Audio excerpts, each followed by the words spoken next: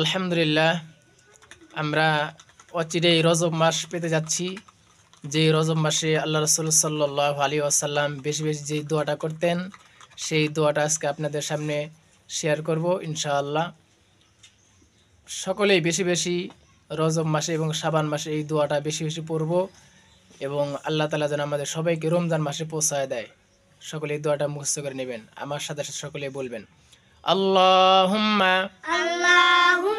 বারিক লানা ফি রজব ওয়া শাবান ওয়া বাল্লিগনা রমাদান। আল্লাহুম্মা বারিক লানা